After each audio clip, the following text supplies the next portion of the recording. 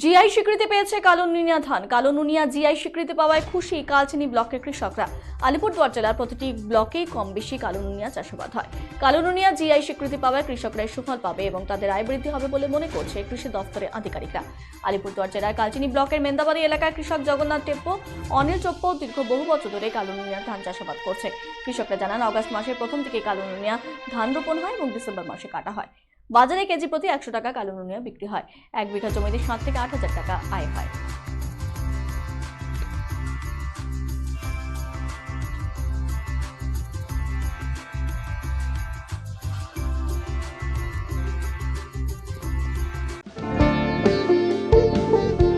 এই সময় আনন্দের মুহূর্ত,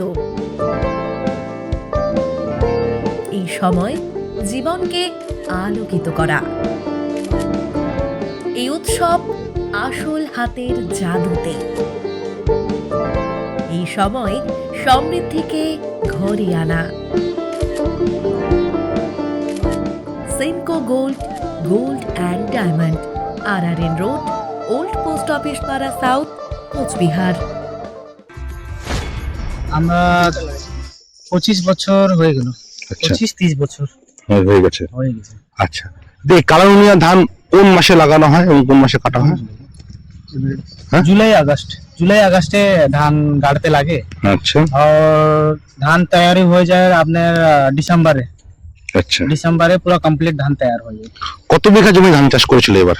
এবার আমাদের ধান এমনি 10 বিঘা বিঘাতে চাষ করেছি। আচ্ছা, এই যে বিঘা প্রতি কত খরচ হয় তাও? বিঘা প্রতি ম্যাক্সিমাম 4000 হয়ে যায়। আচ্ছা। আর একটু গোবর সার, আমরা তো গোবর সার দিই, রাসায়নিক সার দিলে আরো একটু বেশি খরচা হবে। আচ্ছা, কত ইনকাম হয় বিঘা প্রতি? বিঘা প্রতি ইনকাম তোমার 12-13 হাজার হয়ে যায়। আচ্ছা, খরচা ধরে? খরচা ধরে। আচ্ছা, এই যে এখন তো জিআই স্বীকৃতি পেয়েছে কালো নুনিয়া ধান, তো তোমরা কি চাচ্ছ? আমরা চাচ্ছি একটু জিআই স্বীকৃতি পেয়েছে, জিআই স্বীকৃতি যে পাওয়া যাবে, একটু সহযোগিতা পাওয়া গেলে আমাদের আরো সুবিধা হবে। ওখান থেকে কিছু সার পাওয়া যাবে, রাসায়নিক সার পাওয়া যাবে, বিচান পাওয়া যাবে ভালো ভালো। তাহলে আমাকে আরো ভালো ধানগুলা লাগাইতে ভালো। এদিকে আমরা চাষ করি, কিন্তু কম মাত্রায় করি। এখানে কেউ 5 বিঘা, কেউ 2 বিঘা এইভাবে চাষ করি। কিন্তু এই ধানের ফলন একটু কম হয়, কিন্তু ডিমান্ড বেশি আছে। এই এলাকার অনেক কৃষকরা করেছে এই বছর এখানে এখানে প্রায় 50% কৃষকরাই, কিন্তু সম্পূর্ণ ক্ষেতে করে না। কিছু মানে যার 10 বিঘা জমি আছে সে 2 বিঘা করলো, 3 বিঘা করলো, এরকম করে। এই এই চাষটা যে করতে কি ফায়দা রয়েছে অন্য ধান থেকে এই কালো নুনিয়া ধানের? এটা মানে খাইতে ভালো আছে, আর ডিমান্ড বিক্রি তাড়াতাড়ি হয়, লোকের চাহিদা আছে এই কালো নুনিয়া ধানের। তো আপনারা এই নিয়ে, আপনারা তো কৃষি কাজে যুক্ত আছেন, এই নিয়ে পরামর্শ দেন নাকি অন্য কৃষকদেরকে আপনারা কি ধান করতে হবে এরকম? না, এরা কৃষকরা আগে এইখানে একটু কম হইতো ধানটা, এখন একটু সবাই একটু 2 বিঘা, 3 বিঘা, কেউ 5 বিঘা এইভাবে করে লাগাচ্ছে আর কি। এবার ফসলও ভালো হয়েছে?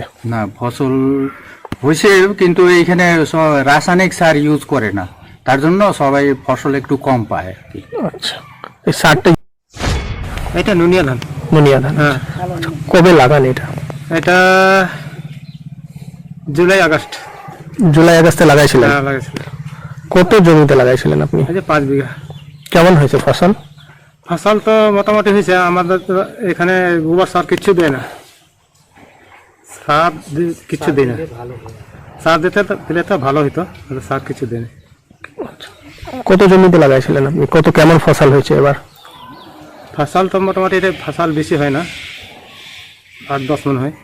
8-10 মন। আচ্ছা, অন্য ধান থেকে এই ধানের পার্থক্য কি আছে?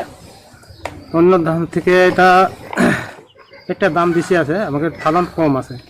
অন্য ধান ফলন বেশি হয়, 20-25 মন হয়, আর এটা ফলন বহুত কম। আর খাবার জন্য টেস্টি আছে এটা। চাহিদা কেমন আছে? চাহিদা আছে এটা ধানটা। ধান করতে তো এটা লাস্ট নভেম্বর ডিসেম্বর মধ্যে লাস্ট এটা।